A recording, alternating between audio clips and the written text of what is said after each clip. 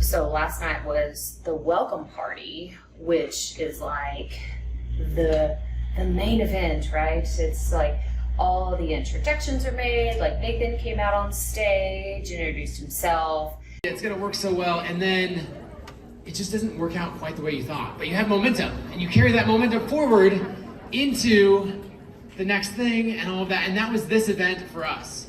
As a tiny little company, we said, you know what, we're going to throw a conference. We're gonna have everyone come to Boise. We convinced like 120 people to do that.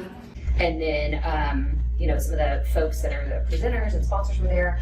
I got a custom t-shirt made like in real time, and that is something I've never seen at an event, where it was like, they had screen printing, I don't remember what the name of the company was called, but they had just like, hey, pick out which one you want. And of course, there were already like, pieces of it were already ready to go. And then they would say, all right, what logo do you want? What colors? You want blue? You want white? And that was really cool. So I have another custom kit shirt. And then what else? I felt so much energy, and it was exactly what I needed. My husband Seth wasn't able to come with me this year, and he was saying, just go be with your people, right? Go fill your cup and just enjoy getting to do this. This is the third year that I've been able to come to this event, and he was so right. Like, I personally just didn't realize how much I needed to be around other people who get it, right? People that understand the same struggles, that understand like, hey, I'll be right back. I have to go finish scheduling my newsletter, which is exactly what I was doing. Like, in real time this morning after I got my workout in, I had to go and schedule my Friday newsletter. And I've just been traveling all week, and it's just like some of these small challenges that we probably face in silence or alone, or even if we try to tell other, family members or close people to us, it's like they don't really get it. Like, unless you're creating content, I've had people say like, can you just miss a week? Like, why do you have to post something like all the time? And I'm not talking about social, right? When we were in the Mastermind yesterday, I was saying, we were talking about how to just show up sustainably and not burn out. And one thing for me is I offered up like, well, I have non-negotiables in my content. And one thing that I've always said from the beginning is I don't want to show up and share my whole life on Instagram like every single day, or really any platform for that matter. It doesn't matter if it's YouTube or anything. I don't want to do a daily vlog where I have to, right? It's that have to mentality. I don't want to do that.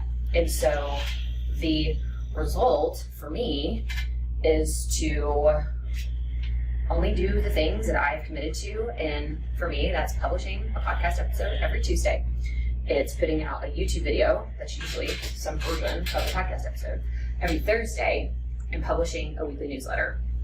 Do you notice how I didn't say I have to put out my YouTube shorts or I have to post on Instagram? No, because that's the part that stresses me out. Like, as soon as I start saying, well, I have to do this or I have to do that, like, it ends up being too much. It ends up being a lot. And so I offer that advice to you, that if you're, listening to this, watching this, and you're struggling with trying to figure out like, what are my non-negotiables, just think about it. What are those things that you can commit to, that you can say, you know what, I can't post on social every day. Maybe that's you. Maybe you find yourself in the same boat as me. What can you do? Can you show up once a week? Can you show up 3 times a week? Can you show up once every other day? Can you post a YouTube video twice a month? Can you put out a podcast episode twice a month? Like, the consistency fallacy is that your version of consistency looks like everybody else's, and it's not true for me, right? And I look at some of the really big creators, they have their own version of consistent. So if that's something you've been struggling with, just think about what are those non-negotiables that you have, and what are the things that you can commit to even when you're on vacation, or because I don't want you always thinking that you can't get a break and you have to work or create content when you're on vacation. But what are some of those things that if you don't get them done, that you can do on the fly? For me, I can create content from anywhere, which is fabulous. I can write my newsletter from anywhere, which is incredible. And I can edit it and upload it from anywhere. As long as I have an internet connection, then we're good to go. So for my newsletter specifically, I look at, do I have an internet connection?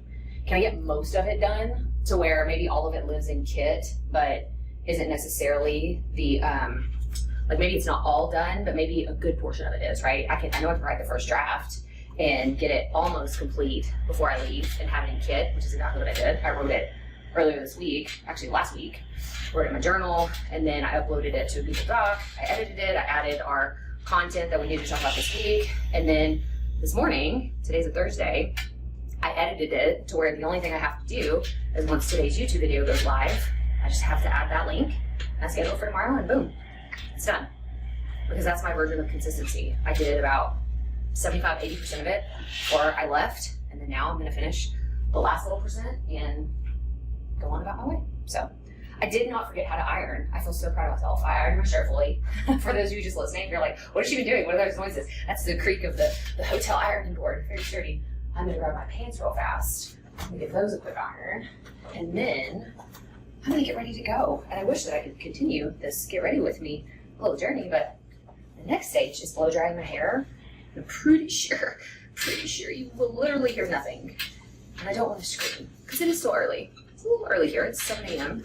when I'm recording this. I've been up since 4 a.m. because that's 5 a.m. in Texas, and I just don't always sleep well when I go on vacation. I'll usually sleep better the second night if I'm super tired, but honestly, I slept really bad the night before. I was up at 3:30 on my travel day. I don't know if it was just nerves, excited. The boys and I call that nerve-sided, right? Heard that from Glennon Doyle. I love that. Stole that from her. But yeah, I think there was a lot of nerves yesterday. Just really anxious and excited to get here. And then yesterday I got here and then I realized, oh yeah, there's time difference. It's an hour earlier. And I looked down and I was like, why am I so tired? And the sun does not go down here, y'all. If you live up here in Boise, Oregon, like up here, it's so pretty in Idaho, and I love everything about it except for the one thing that I don't think I'd be able to get used to is the time.